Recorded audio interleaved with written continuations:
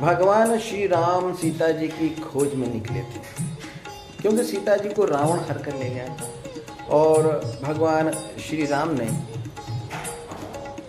हनुमान जी और सुग्रीव की सहायता से भालू बंदरों को इकट्ठा किया, सेना एकत्रित की और लंका की ओर कूच किया।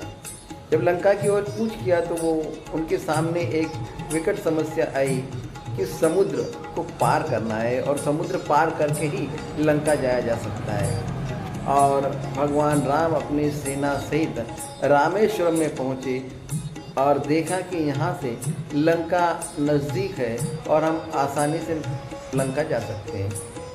लेकिन अब समस्या ये आई कि समुद्र पार करें तो कैसे, क्योंकि समुद्र पर पानी है और जब तक समुद्र रास्ता नहीं देता हमारी सेना बाहर नहीं जा सकती, लंका में प्रवेश नहीं कर सकती। तो भगवान राम ने 3 दिन के लिए पूजा अर्चना की और समुद्र देवता से प्रार्थना की कि हे समुद्र देवता, आप मुझे रास्ता दे दीजिए ताकि मेरी सारी सेना लंका पहुंच सके, सीता माता को ला सकें। और ये प्रार्थना 3 दिन तक भगवान राम ने की समुद्र देवता से कि समुद्र देवता रास्ता दे दे और वो सारी सेना सहित लंका पहुंच जाए। 3 दिन की पूजा अर्चना प्रार्थना के बाद भी जब समुद्र देवता ने नहीं मानी, नहीं सुनी, भगवान राम क्रोधित हुए और उन्होंने लक्ष्मण जी से कहा कि जाओ लक्ष्मण, मेरा धनुष और बाण लेकर आओ। और लक्ष्मण जी क्रोध बाण लाकर भगवान श्री राम के हाथों में दे दिया। भगवान श्री राम ने धनुष पर बाण चढ़ाया और समुद्र की ओर खींचा कि समुद्र को ही सुखा देता हूँ।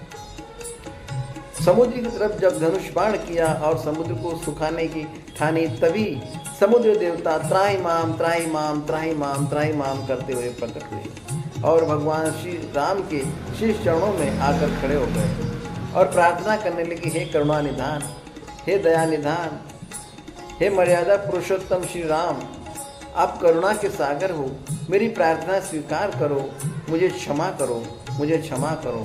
मैं आपके शरण में हूँ, शरणागत को आप क्षमा करते हैं, मैं भी आपके शरण में हूँ, मुझे क्षमा करो। भगवान श्री राम ने उनकी बात सुनी और कहा कि मैं तो ये चाहता हूँ कि मुझे रास्ता मिल जाए ताकि मैं अपनी सारी सेना को लेकर लंका तक जा सकूँ।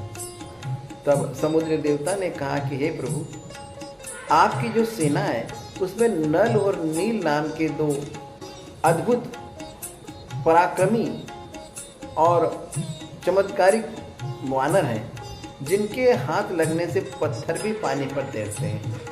आप उनको बुलाइए और उनसे कहिए वो समुद्र के ऊपर पुल बांधे और आपकी सारी सेना श्रीलंका तक पहुंच जाएगी। भगवान श्री राम प्रसन्न हुए। भगवान श्री राम ने कहा और नल नील को बुलाकर समुद्र पर समुद्र सेतु निर्माण की प्रक्रिया शुरू की और अति शीघ्र देखते ही देखते समुद्र के ऊपर पुल का निर्माण हो गया, राम सेतु का निर्माण हो गया और राम की सारी सेना लंका तक आसानी से पहुंच गई। ये कहानी सुनाने का तात्पर्य यही है कि व्यक्ति प्रार्थना करने के बाद भी, किसी व्यक्ति को बार बार मनाने के बाद भी जब वो आपकी बात नहीं माने, तब कई बार उस पर क्रोध भी करना पड़ता है और क्रोध करने से ही बहुत सारी बातें सिद्ध हो जाती हैं और कार्य बन जाते हैं। जिस प्रकार भगवान श्री राम ने भी समुद्र देवता पर क्रोध